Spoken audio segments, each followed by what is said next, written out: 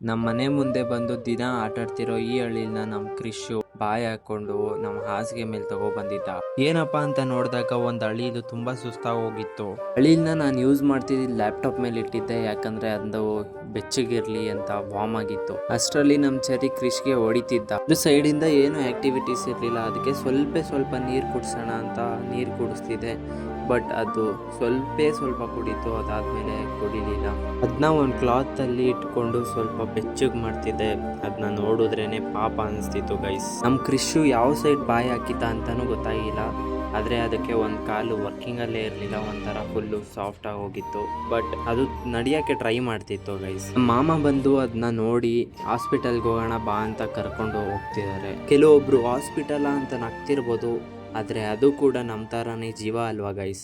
Doctor ಅದನ್ನ check ಮಾಡಿ ಅದ್ರ ಹಾರ್ಟ್ ಬೀಟ್ ನಿಂತೋಗಿ 5 ಮಿನಿಟ್ಸ್ ಆಗಿದೆ ಅಂತ ಅಂದ್ರು. ನಾನು ಅಳಿಲ್ನ ನನ್ನ ಕೈಯಲ್ಲಿ ಮುಟ್ಟಿದ್ದು ಇದೇ ಫಸ್ಟ್ ಟೈಮ್ ಗೈಸ್. ಯಾವುದೇ ಪಕ್ಷಿಗೆ ಸಿಗದೆ ಇರಲಿ ಅಂತ ಮರದ ಮೇಲೆ ಇಟ್ಟು ಬಂದೆ. ಪ್ಲೇಸ್ ಎಲ್ಲೂ ಇರಲಿಲ್ಲ, ಸೊ ಹಾಗಾಗಿ